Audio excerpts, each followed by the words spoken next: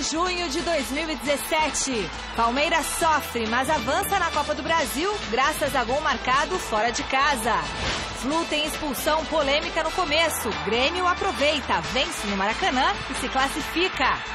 Na estreia de Luxemburgo, o Sport fica no empate em casa e é eliminado pelo Botafogo.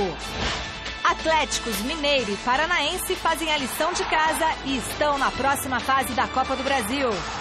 Hoje tem Chape e Cruzeiro. Se catarinenses avançarem, quartas terão só equipes que foram a Libertadores. E ainda, as notícias do São Paulo. Os preparativos de Santos e Corinthians para o clássico do final de semana. E novo técnico do Barcelona é apresentado e fala em aprofundar estilo da equipe. 5, 4, 3, 2, 1, Gazeta Esportiva está no ar. E o Palmeiras não jogou bem mais uma vez, minha gente. O que está acontecendo? Mas o Verdão está nas quartas de final da Copa do Brasil. O Inter chegou a estar classificado durante boa parte do segundo tempo, mas graças ao volante Thiago Santos, que saiu do banco de reservas, o Palmeiras chegou ao gol fora de casa que garantiu a classificação. No Beira-Rio, o Internacional foi com tudo para cima do Palmeiras e conseguiu abrir o placar com o D'Alessandro batendo na saída de Fernando Praz. 1-0. Já no segundo tempo, o meia argentino acionou o William na direita e o lateral deixou Nico Lopes na cara do gol. 2-0. Esse resultado já garantia a vaga ao Inter. Só que a 10 minutos do fim, Thiago Santos apareceu no meio da defesa gaúcha para marcar o gol salvador que classificou o Palmeiras às quartas de final da Copa do Brasil. 2-1. A gente pode jogar mais com a formação básica. A gente tem que ter uma entrega um pouco maior, principalmente nos começos dos jogos, né? Que hoje a gente perdeu 2-1, classificou porque acabou 2-2, o gol qualificado. Mas o segundo tempo o time jogou. Teve chance, a bola passou aqui, lá, o goleiro pegou, criou oportunidades, né? Coisa que no primeiro tempo não fez. Eu já falei muitas vezes, né? Não é crítica o que eu vou falar. O Palmeiras fortaleceu muito o seu elenco, muito. Mas se você pegar o time do ano passado e desse, o Palmeiras não fortaleceu, pelo contrário. Perdeu o Vitor Hugo, o Moisés e o Gabriel Jesus. Não temos a qualidade dos três, porque é muito raro você achar 3 jogadores assim. Então fortaleceu-se muito o elenco, mas não o time. E isso é uma coisa notória, né? Então não adianta ficar falando, o Palmeiras é melhor, tem que ganhar tudo, porque se não ralar, se não tiver entrega igualzinho os outros, e às vezes até mais, não vai chegar em lugar nenhum. Grande noite para você que acompanha o Gazeta Esportiva. Pois é, causou polêmica o que disse aí o Cuca, referindo-se que o elenco melhorou, mas o time piorou. Tenho falado mais ou menos isso aqui no Gazeta Esportiva. Tem essa história de que, o Palmeiras milionário, Palmeiras galáctico, como gostavam de dizer, aquele de 96, tinha Rivaldo, tinha Milha, tinha Roberto Carlos, tinha Djalminha, tinha Luizão. É outra coisa, o Palmeiras realmente ele tem um bom elenco se comparado com os demais clubes do futebol brasileiro. Peças equivalentes para você fazer substituições. Mas no time, no tete-a-tete, eu não vejo o Palmeiras tão maior assim. E o que o Cuca falou faz sentido. O Vitor Hugo vivia uma fase fantástica no ano passado. Claro que, na verdade, o Palmeiras não perdeu com a ausência do Vitor Hugo por transferência. Ele já tinha caído de produção, perdeu até a posição para o Edu Dracena na gestão Eduardo Batista. O Moisés faz muita falta. No ano passado eu dizia para mim que o principal jogador da conquista do Palmeiras era o Moisés. E um Palmeiras que na fase final não apresentava um futebol vistoso, não apresentava um futebol bonito. Era um futebol eficiente, vencia o jogo por 1-0, 2-1, mas passou sufoco diante do Vitória, do Sport, jogando em casa. Não é nenhuma novidade, o Palmeiras não ganhou o Campeonato Brasileiro do ano passado encantando. E teve o Gabriel Jesus num momento excepcional, especialmente no primeiro turno. No segundo tempo ele já estava negociado, não caiu muito de produção, mas também não fez tantos gols, mas era um jogador importante. Então o Palmeiras perdeu sim, o Borja chegou, porque veja só, quando você faz uma contratação, você faz uma aposta.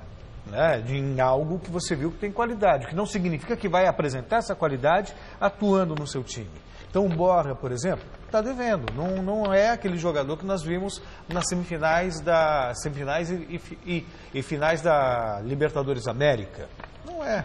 O Guerra chegou, é um jogador importante, fez falta ontem. Mas sabe, não vi nada de tão maior do que o ano passado. E o Palmeiras vai ter problemas na Libertadores, vai ter problemas no Campeonato Brasileiro e vai ter problemas também na Copa do Brasil, já que o clube segue. Jogou mal, mas se classificou. Mestre Alberto Linachon. Isso aí, você praticamente disse tudo. O que ocorre é o seguinte, por exemplo, 2 jogadores estrangeiros que chegaram com muita fama justificável, né? O Borja e o Guerra. E os dois têm ainda que ter um tempo de adaptação. Você estava falando aqui, eu estava me lembrando do Dario Pereira, que levou 1 ano no São Paulo para dar certo. O Pedro Rocha levou 1 ano para dar certo no São Paulo. O Pedro Rocha era considerado um dos 5 maiores jogadores do mundo na época.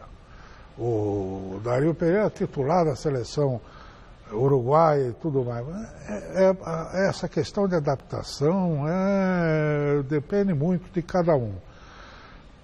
O Guerra, por exemplo, ele veio numa posição muito estratégica do time, que é o armador. E o Palmeiras não tem armador, porque o Guerra não está jogando o que se espera dele. Inclusive no Atlético Nacional, ele não era um titular absoluto de jogar todas as partidas. Muitas partidas ele ia para a reserva e tal. E o Palmeiras carece muito disso. E ontem, o nosso querido Cuca pisou na bola. É verdade. Quando tirou o Edu Dracena, que não estava bem, excepcionalmente não estava bem, porque veio jogando muito bem há muito tempo, né? Ele tirou o Edu Dracena, passou o Felipe Melo para a 4ª zaga, que eu acho até que vai ser, quando o Moisés voltar, vai ser uma solução, vai ser uma alternativa boa para poder manter o Felipe, dar uma saída de bola, um passe melhor, né? Mas em vez de colocar um meia para armar aquele time que estava desarmado, estava confuso, né? Ele põe mais um volantão, que é o Thiago Santos. Então ficou aquele buraco entre a defesa e o ataque. E o Palmeiras não evoluía. Foi evoluir depois que o Internacional começou a recuar, para garantir os 2-0. E aí tomou aquele gol, que foi o gol de banda, né, do nosso querido Thiago Santos lá. Bom, mas enfim, acho que o Palmeiras tem problemas dessas 2 posições que são essenciais de um time, meio armador e centroavante, o artilheiro. Se desfez do Alexandre, se desfez do Rafael Marques, insiste com o William me lembra um Fedato, isso não é do seu tempo, mas o Fedato era assim, naquele Palmeiras, na academia, jogava para burro, o time. Quando ele entrava no segundo tempo, 30 minutos do segundo tempo, ele arrebentava com o jogo. Quando começava jogando, era uma lástima, não via a bola. O William me parece mais ou menos um fenômeno como esse. Quando ele entra durante o jogo, faz gol e tal, né? Por quê? Porque ele é um jogador que se mexe muito e tal, e facilita essa coisa contra o adversário mais cansado. Ele começando o jogo, se desgasta. Não produz. Não produz. Faça um levantamento aí, você vai ver. Então é muito melhor, seria muito melhor, por exemplo, o Cuca, no caso do Borja, não está funcionando. Vamos experimentar esse Rafael Veiga, ali no falso centroavante, como era o nosso querido Gabrielzinho, Gabriel Jesus. Né? Faz uma coisa nessa base aí. Tinha o Michel Bastos tinha entrado tão bem na última partida, por que não usou o cara com meia? Quer dizer, O negócio está complicado para o Palmeiras. Mas que o Palmeiras tem um excelente elenco, muito melhor do que os outros todos que estão aí no Brasil. Não tem um padrão, como você disse, daquele Palmeiras das academias. Mas aquilo nenhum time tem. Acabou. O Palmeiras das academias, o Santos do Pelé, o Botafogo do Garrincha e do Jairzinho depois, isso não tem mais. O Cruzeiro do Tostão, isso não existe mais. Entendeu? Os times são muito mais fracos do que era naquela época. Então, mas nesse cenário, nesse padrão, esse elenco do Palmeiras é muito melhor que os outros. Ele tem que jogar muito mais do que está jogando. Tá certo. Bom, vote na enquete que está no ar no site gazetesportiva.com. A gente quer saber a sua opinião. O time titular do Palmeiras em 2017 é inferior ao time de 2016? Sim ou não? No pique, Celso Cardoso. Não, porque eu preciso fazer uma consideração. Eu me lembro, até para ou é não no pique? Não, porque até para não cair em contradição. Eu me lembro quando foi anunciado Borja e tal, eu disse, com o Borja o Palmeiras tem tudo para ganhar tudo que disputar. Só que considerando que Tietchan ia estar no mesmo nível do ano passado, que o Moisés ia estar jogando, né? Quer dizer, e a coisa não se confirmou assim. Do jeito que está hoje, para mim o time, né? Do Fernando Praz ao Dudu é inferior ao do ano passado. E aí, mestre? Um foi campeão, fez uma grande campanha, o outro está mal. Não está jogando, quer dizer, está seguindo adiante em algumas das competições mais importantes, que é Libertadores e Brasileirão, e agora a Copa do Brasil. Brasileirão, inclusive, está mambembe, mas tem tempo para recuperar. Acho que o Palmeiras atual, o que está em campo jogando, está jogando muito menos do que o time de 17, obviamente. Inclusive porque tinha o Gabriel Jesus, né? Então. E uma grande diferença, o Moisés. É verdade. Mas 4 jogos movimentaram a rodada de ontem pelos confrontos de volta da Copa do Brasil. Atlético Mineiro, Botafogo, Grêmio e Atlético Paranaense levaram a melhor no mata-mata e garantiram a classificação para as quartas de final. Veja os gols. Na Arena da Baixada, logo aos 5 minutos, Nicão abriu o placar para o Atlético Paranaense sobre o Santa Cruz.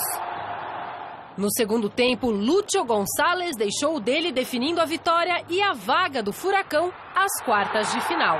2-0.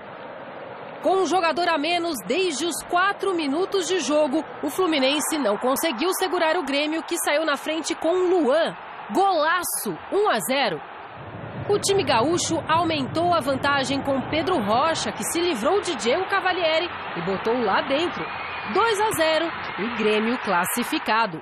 Na estreia de Vanderlei Luxemburgo no comando do esporte, foi o Botafogo que conseguiu marcar primeiro nessa bela jogada de Roger. De cabeça, Durval bem que tentou uma reação, mas a vaga ficou mesmo com a equipe do Rio de Janeiro. 1-1 placar final. No estádio Independência, Otero bateu o escanteio e fez um gol olímpico. 1-0 Atlético Mineiro para cima do Paraná. Veio a segunda etapa e o Galo assegurou a vitória com Fred tocando bonito por cima do goleiro. 2-0 e classificação garantida no Horto.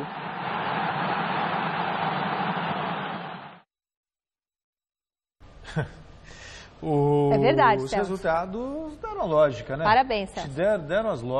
Deu a lógica. Posso seguir aqui? Claro, querido. Então.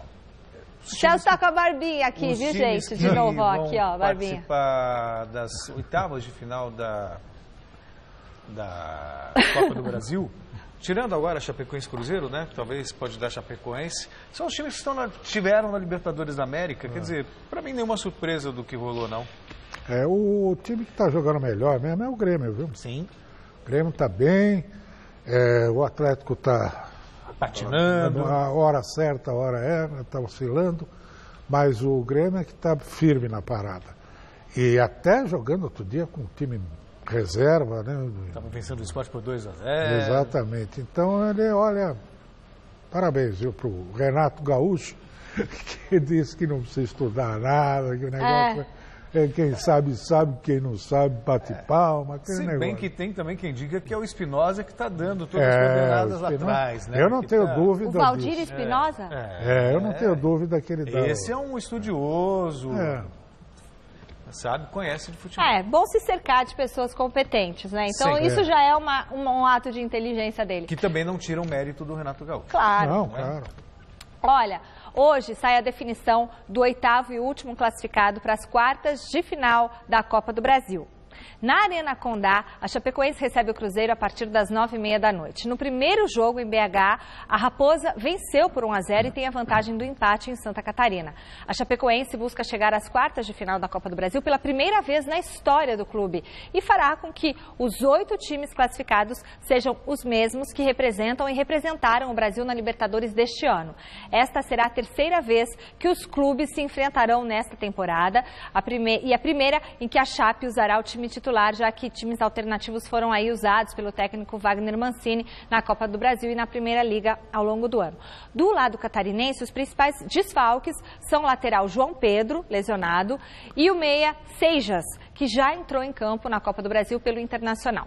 Já o Cruzeiro tem vários desfalques, deve colocar em campo um time parecido com o que venceu o Santos na Vila no último final de semana. Tem favorito esse confronto, Celso? Puxa vida, pelo que tem apresentado o Cruzeiro, eu acho que é o Cruzeiro. O Cruzeiro tem apresentado um futebol, a gente tem falado, curiosamente, a gente falou muito de Flamengo, de Atlético Mineiro, de Palmeiras. Aí você vê um Grêmio que está bem, um Cruzeiro que está bem também, ficou muito tempo com invencibilidade, depois caiu, né, na Copa Sul-Americana, mas eu acho que é o Cruzeiro favorito para essa vaga. A Chapecoense é o milagre da ressurreição, né? Uma coisa impressionante. Está lá na ponta do Campeonato Brasileiro, Brasileirão, e está aí na bica de se classificar para seguir adiante. O Cruzeiro, ele carrega um problema desde do Campeonato Mineiro e depois da desclassificação em seguida na Sul-Americana.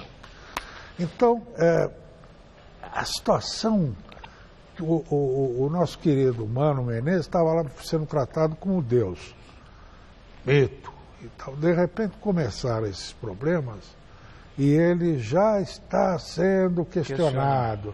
Se perder para a Chapecoense a vaga, como todos os outros grandes estão lá, continuaram na parada, vai ser um problema para ele.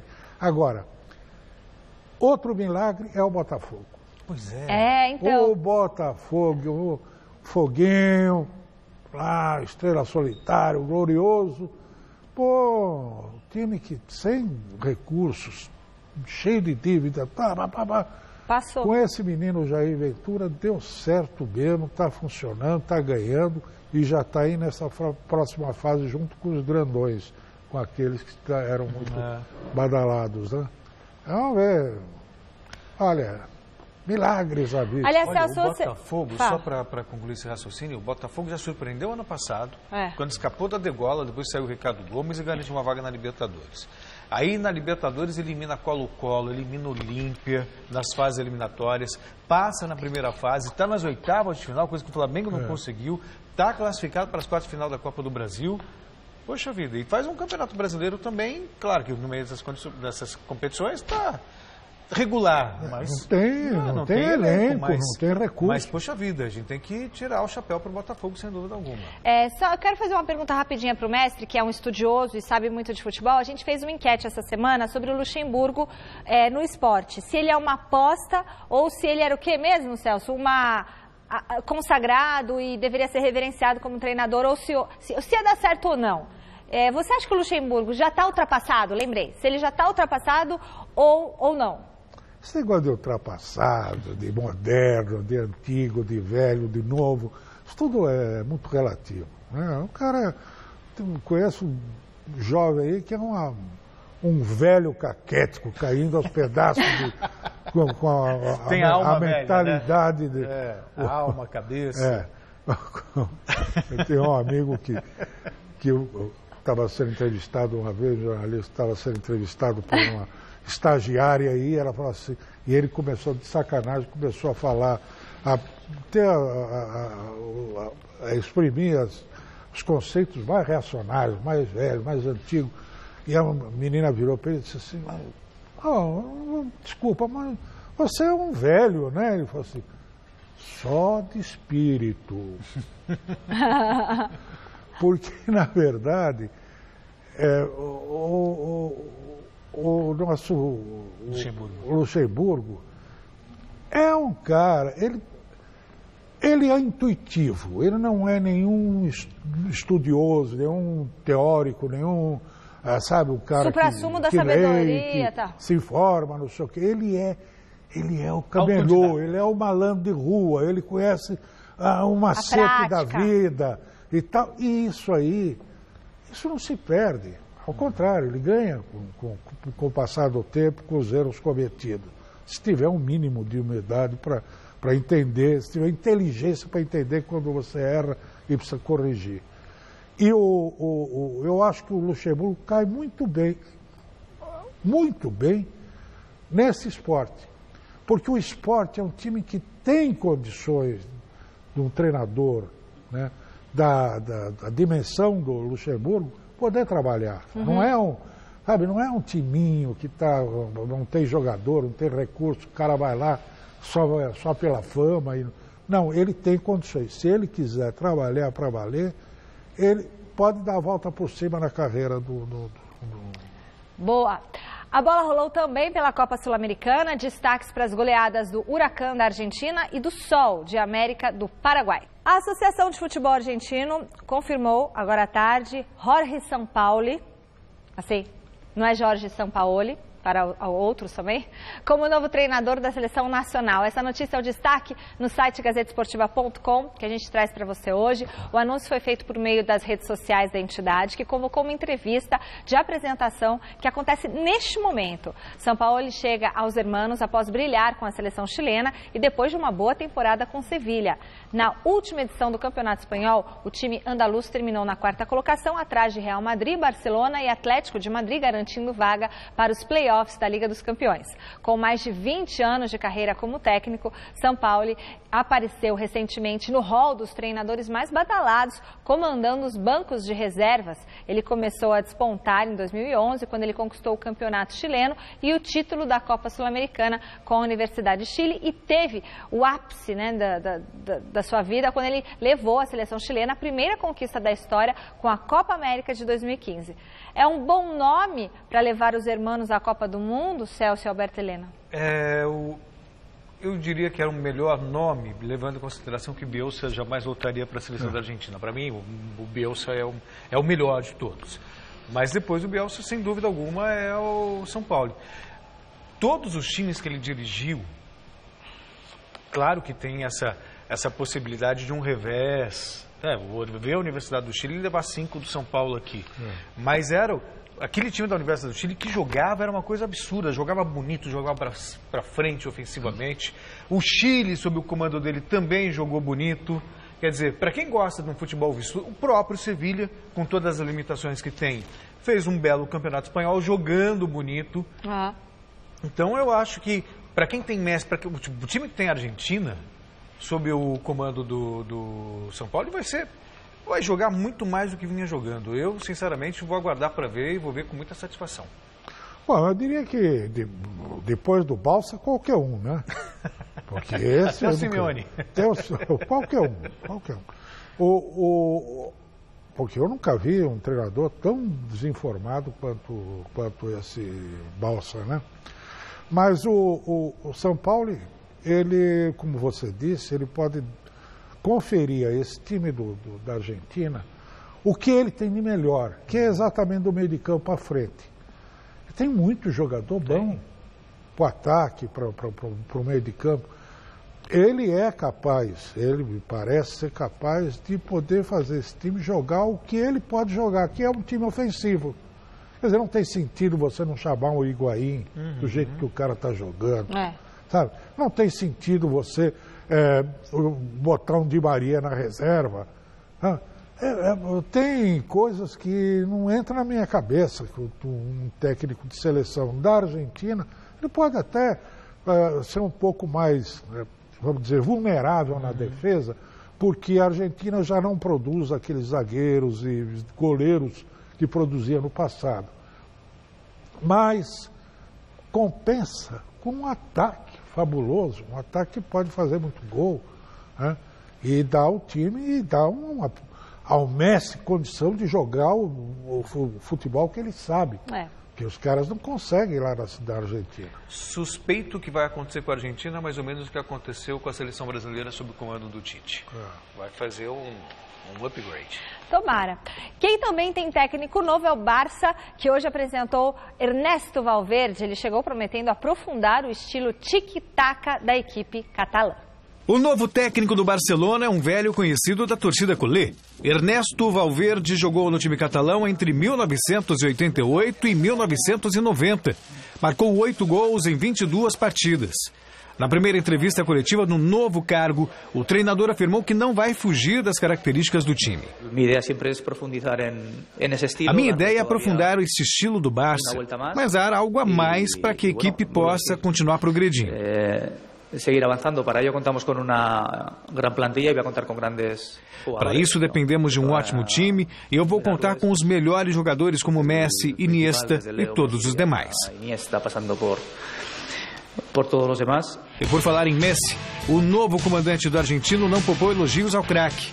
Desde logo é uma sorte. Claro que tenho sorte. É uma experiência única poder treinar um jogador como ele. O melhor que eu já vi em um campo de futebol.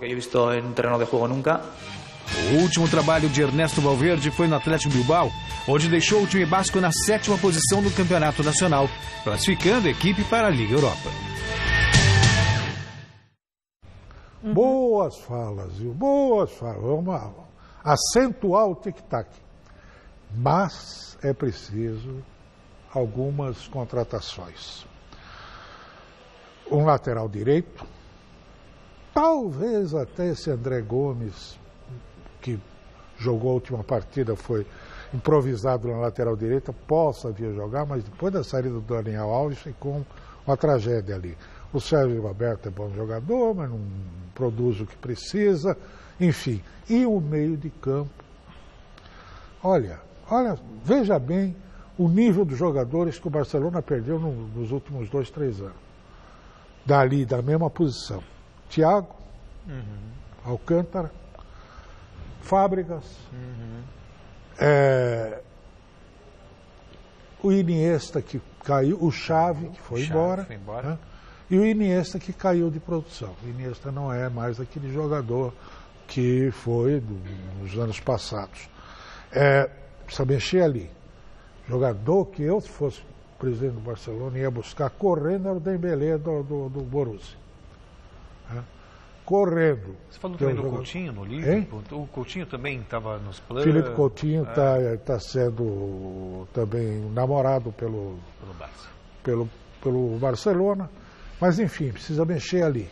Senão não vai conseguir voltar, não vai conseguir incentivar o tic-tac, que é o padrão de jogo do Barcelona, desde quando os holandeses começaram a chegar lá, desembarcar em Barcelona, o Rinus Michel, depois o Cruyff, Rijkaard, o Van Gaal, enfim, todos eles. Bom, acabou agora há pouco em Cardiff, no País de Gales, a decisão da Champions League feminina entre os clubes franceses Olympique de Lyon e Paris Saint-Germain, que conta com as brasileiras Cristiane e Formiga. Depois de um empate em 0-0 no tempo normal, o jogo foi para a prorrogação, onde a igualdade prevaleceu. Na decisão por pênaltis, deu Lyon 7-6. Acompanhe a Gazeta Esportiva nas nossas redes sociais. Tem o Twitter do Gazeta Esportiva, twitter.com/Gazeta Esportiva. Tem a nossa página no Facebook, que é maravilhosa, sempre tem muitas informações. Tem o nosso Instagram, Gazeta Esportiva, você também pode entrar lá e conferir todas as novidades. E tem o site gazetesportiva.com, que hoje está com uma matéria super legal, mostrando as transações mais caras, os goleiros mais caros da história do futebol. Tivemos uma transação aí com um goleiro de 144 milhões de reais. Quer saber quem? gazetesportiva.com. Aliás, inscrições para a prova ciclística 9 de julho terminando. Então, se você quer pedalar no dia 9 de julho aqui em São Paulo, fazer um circuito maravilhoso pela cidade, entre no site gazetesportiva.com e se inscreva. Vale tico-tico, qualquer coisa que tenha rodinhas, tá bom? Skate não, é bicicleta, tá bom? É só bicicleta.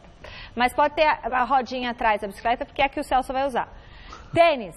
O Brasil está sem representante... Ai, mordi a língua. Bem feito. Celso. Bem Foi você, feito. Celso. Você me fez morder a língua. Bem feito.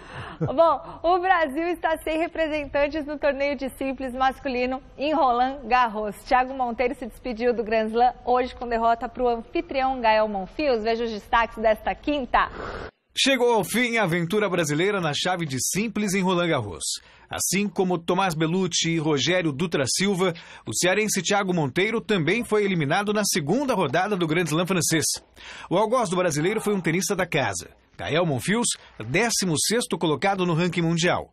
Com o apoio da torcida, Monfils não deu nenhuma chance ao adversário e liquidou a partida em 7 diretos. Parciais de 6-1, 6-4 e 6-1 em pouco mais de 1h30 de confronto. Baixa brasileira também nas duplas masculinas. Jogando ao lado do israelense Jonathan Erlich, André Sá caiu na segunda rodada diante da dupla formada pelo mexicano Santiago Gonçalves e pelo norte-americano Donald Young.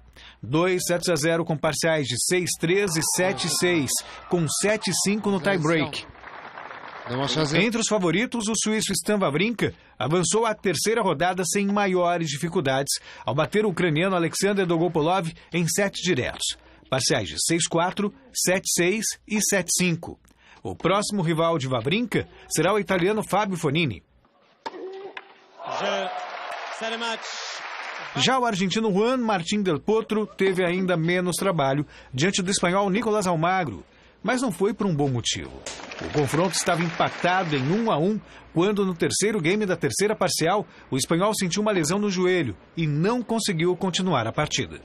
Desconsolado, Almagro caiu no choro e foi prontamente consolado pelo rival numa bela demonstração de solidariedade e espírito esportivo.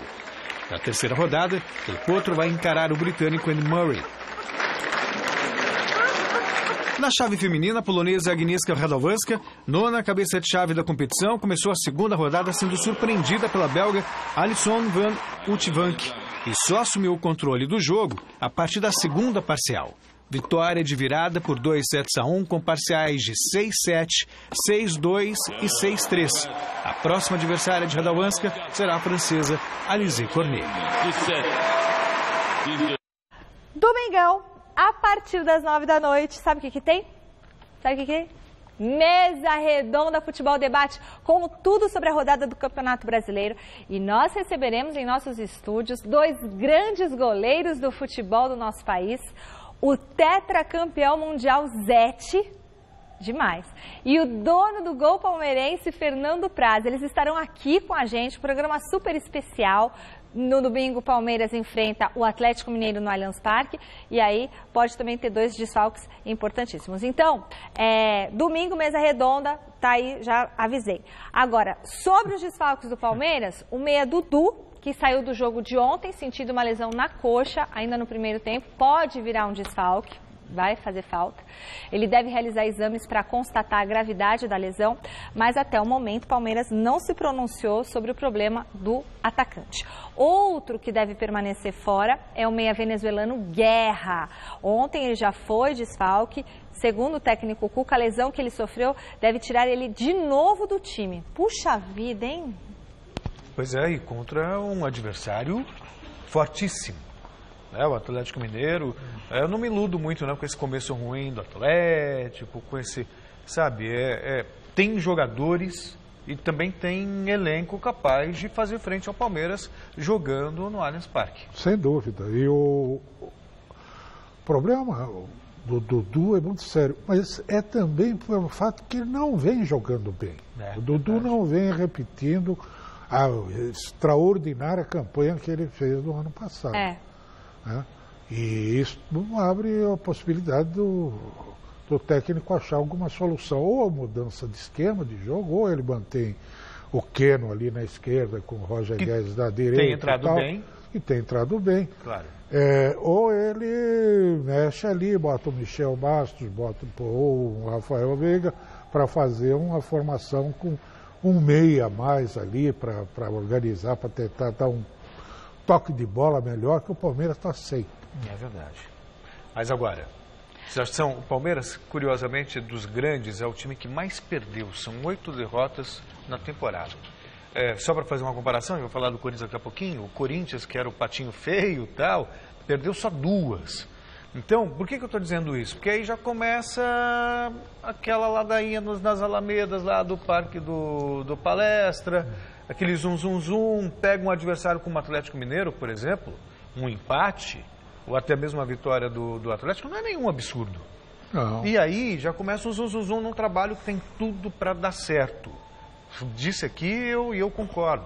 O Palmeiras, ele tem se não o melhor, mas para mim é o melhor, um dos melhores elencos do futebol brasileiro. Se o time não é brilhante, como o próprio Cuca reconhece, o elenco, por exemplo, não tem Guerra, não tem o Dudu, você pode colocar o Keno, você pode colocar o Roger Guedes, você pode colocar o Michel Bastos, poxa vida, você não tem uma alternância de qualidade significativa. Eu não vejo, eu vejo um time um elenco muito homogêneo. Então dá para, se no momento é ruim, dá para lá na frente recuperar e brigar pelo título. Hora de falar do Coringão, que nesta temporada não perdeu nenhum clássico. E sábado, a equipe do técnico Fábio Carille recebe o Santos lá em Itaquera. Alexandre Silvestre esteve no CT Joaquim Grava acompanhando mais um treino do Corinthians. Confira. O Corinthians de Jadson tem números importantes na temporada. O atual campeão paulista não perde há 16 jogos e está invicto quando falamos em clássicos. 3 vitórias e 2 empates. Isso aí motiva, dá confiança para o grupo. É um grupo que veio muito criticado, com muita desconfiança no começo da temporada. Conseguimos aí alcançar um nível de jogo, mesmo às vezes ganhando de 1-0, mas o objetivo é ganhar os 3 pontos. Superamos as equipes nos clássicos. Estamos aí há quase 70 dias sem perder, isso aí são números importantes. Em compensação, dentro de casa, nos 4 últimos jogos, o Corinthians só empatou. Qual deveria ser a melhor maneira de encarar o peixe e beliscar os 3 pontinhos? Não, a nossa equipe dentro de casa tem que se impor. Esse é meu pensamento, é o pensamento do grupo, é o pensamento do Carille. Mas dentro de, às vezes, alguma situação do jogo, a nossa equipe vai ter que saber jogar o jogo, né? Às vezes vai ter que defender um pouco mais, às vezes vai ter que sair mais para o jogo. Então, não adianta a gente também querer se atacar para cima do Santos, para tentar ganhar de 2, 3, e às vezes ficar um pouco vulnerável atrás. A gente tem que jogar com inteligência como a gente vem jogando. Com desempenho abaixo da média em jogos da Vila Belmiro, o Santos tem lidado com críticas à equipe e ao técnico Dorival Júnior, mas dentro do elenco as cornetas não parecem estar incomodando, não. Veja na reportagem da nossa querida Marina Paniza. Depois da derrota dentro de casa contra o Cruzeiro, o técnico Dorival Júnior começou a ser questionado no comando santista. Nada que preocupe o elenco. A gente tem muita confiança no Dorival, o cara que deu uma resgatada aqui na ofensividade, no brilho dos torcedores de ver o Santos jogar, né, há algum tempo atrás quando ele chegou. Eu acho que o Brasil é isso aí, não vai mudar. Os treinadores eles estão sempre com o cargo ali qualquer momento pode ser demitido, todos, inclusive o Carille aí, ele tá não sei quantos jogos sem perder. Se ele perder o clássico e perder a próxima seguida, ele já está ameaçado também. Em 15º na tabela, o Santos não teve um bom início de Campeonato Brasileiro. Em 3 partidas foram 2 derrotas e 1 vitória. Também não venceu nenhum clássico em 2017. Portanto, uma vitória no sábado contra o Corinthians pode animar torcida e elenco. Mas em termos de preparação não muda nada, o que muda é que a gente sabe que precisa melhorar. Como você falou, vamos enfrentar uma equipe que vem a 16 jogos, né, sem perder, e a gente espera que a gente consiga quebrar essa sequência deles. Lateral Vitor Ferraz reconhece a qualidade dos jogadores que estarão do outro lado, especialmente aqueles que enfrentará diretamente. Jadson ou Romero, que aí sim vira mais o meu confronto, né? Porque hoje a gente se confronta mais com o ponta. Mas independente de quem cair ali, a gente sabe da dificuldade. Um desfalque confirmado para a partida é o meia Lucas Lima. O camisa 10 ainda se recupera de lesão muscular na coxa esquerda e deve voltar apenas para o clássico contra o Palmeiras no dia 14. O Lucas faz muita falta, né? Ele faz muita falta não só para a parte ofensiva, mas como para a gente ali na lateral também, né? Porque a gente joga junto há muito tempo e ele costuma fazer... Principalmente comigo ali, ele costuma me fazer jogar bastante, né? A gente tem um entrosamento já de muito tempo. Mas, independente disso, já jogamos muitas vezes sem o Lucas Lima. A falta que ele faz faria para qualquer time. Mas eu tenho certeza que não sei quem vai ser o escolhido para esse jogo. Não sei qual que vai ser a estratégia ainda. Mas eu tenho certeza que quem entrar vai dar conta do recado também. Ele nem pode falar outra coisa, mas eu não vejo ninguém no Santos capaz de reproduzir o que faz o Lucas Lima. Acho que é uma ausência considerável, capaz de fazer diferença. Por isso até, não só pelo momento do Corinthians, que é melhor que o do Santos, pelo fato de o Corinthians jogar em Itaquera, a ausência do Lucas Lima também faz o Corinthians favorito no próximo sábado. Melhora muito a situação do Corinthians, principalmente porque o Corinthians está muito embalado, né? E está bem organizado taticamente em campo e tal. Os jogadores estão se entendendo. O Jô está fazendo gol, o Rodriguinho faz gol. Estão confiantes. Estão confiantes, isso aí. Agora, e o Santos o Dorival Júnior está insistindo numa solução para a ausência do Lucas Lima que não me parece a mais adequada, que é colocar esse menino Hernandes na função de meio armador. Ele não tem condição para isso, tem outro estilo, né? É um jogador de lado de campo, de velocidade, não é um pensador de jogo. Acho que melhor seria botar o Vitor Bueno. Ele pode cumprir essa função melhor. Já fez isso antes de se transformar num ponta-direita lá no Santos e tal. E uma coisa, eu estava vendo esse menino Vitor Ferraz aí, se eu fosse o Barcelona, eu pegava ele para fazer a lateral. Porque o jogo dele se assemelha muito ao do Daniel Alves. É um cara que marca bem, veloz, está toda hora se mexendo, dribla fácil, cruza bem. Quer dizer, para mim, inclusive, era um lateral que merecia já ter sido chamado para a seleção brasileira. Mas eu acho que para o jogo se mete bem por dentro também, né? Como o Daniel Alves gosta de fazer. Eu, se fosse o Barcelona, ia pegar esse menino aí. Só para dar informação, Silvestre passa pra gente a seguinte informação, que o Jadson, ele voltou a treinar com bola, depois que ele sentiu uma fisgada na coxa, ele vai jogar sábado, tá bom? O Jadson joga no sábado. Tá? Com 2 vitórias nos últimos 2 jogos, o São Paulo vive a expectativa de apresentar um bom futebol contra a Ponte Preta para seguir firme na briga pela liderança do Brasileirão. O repórter Osmar Garrafa esteve no CT da Barra Funda acompanhando a quinta-feira do Tricolor. Michele, agora à tarde o São Paulo realizou mais um treino visando o compromisso do próximo domingo contra a Ponte Preta na cidade de Campinas. É inevitável dizer que depois das 2 vitórias consecutivas contra a Avaí e no clássico contra o Palmeiras, o ambiente melhorou muito. Mas parece que não foi apenas o ambiente. A forma do São Paulo também mudou. A gente está aprendendo a sofrer um pouquinho ali atrás. A gente acho que não estava sabendo fazer isso nos outros jogos, até porque a gente estava sofrendo gols. Acho que a partir do momento que a gente fica ali um pouco mais atrás, a gente tem uma segurança maior. Na maioria das vezes, a gente estava precisando disso para elevar a confiança do grupo. E acho que deu certo, então... Se a gente continuar assim e ganhar de 1-0, meio a 0, isso que é importante para a gente. Para continuar a boa fase, o São Paulo sabe que terá que vencer a Ponte no próximo domingo lá no Moisés Lucarelli. Mas por aqui, todos sabem que a tarefa não será fácil. É um jogo muito difícil. A gente sabe o que a Ponte Preta fez esse ano, chegou na final do Campeonato Paulista, eliminando o próprio Palmeiras. Então a gente sabe que vai ser um jogo muito difícil, a gente tem que saber se comportar lá em Campinas. Acho que essa ideia de jogo nova que a gente teve nesses últimos 2 jogos, acho que vai ser interessante lá. a gente pode aproveitar um pouco disso também. Quanto ao time, ainda não está confirmado pelo técnico Rogério Ceni. Marcinho, que é atacante pelo lado, vem jogando improvisado pelo setor direito.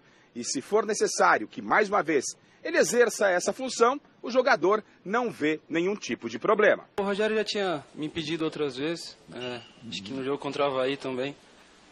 Aconteceu de novo no jogo do Palmeiras. Como eu sempre falei, ali é uma posição que eu não estou acostumado a jogar, mas eu quero estar sempre ajudando o grupo, independente da posição que for. Então eu espero dar continuidade, independente da posição que eu estiver jogando. Mestre, venceu 2 seguidas, ganhou a confiança, mas o futebol ainda não é o que se espera. Não, nem pensar. Agora, também não sabe nem como é que vai jogar com 3 zagueiros, se não vai jogar com 3 zagueiros, se vai jogar com Buffarini, Dio mio. Atenta. Buffarini, Dio mio, já diz o que o subtexto está claro, né? Bom, vamos para o resultado final da enquete de hoje, do site gazetesportiva.com? Não sei, estou pensando. O time titular do Palmeiras em 2017 é inferior ao de 2016? Deu que sim. Todo mundo concordou com os nossos comentaristas aqui, 68% dos votos. Deu que sim. Bom, também não só conosco, mas também com o Cuca. Foi o Cuca que disse isso. Mas tem muito chão ainda pela frente e tal, né? O Palmeiras ano passado também deu umas super osciladas e tal. Se tivesse talvez tido mais uma ou 2 rodadas, talvez não tivesse ganhado o título brasileiro, hein? Porque no final começou a ter o mas o final pesou aqueles anos todos de pressão, de jejum e tal, então não podia perder. Aquela tensão, né? Gente, é isso. O programa de hoje termina aqui. A gente volta a se encontrar amanhã. Amanhã é sexta-feira. Amanhã é sexta-feira. É mesmo sexta-feira? Ai, que maravilha. Amanhã é sexta-feira. Fique agora com as notícias do Jornal da Gazeta. Que maravilha, Celso. Beijo. Mestre, até domingo. Domingo. Até daqui a pouco no Jornal da Gazeta. Até já. Beijo. Tchau. Beijo.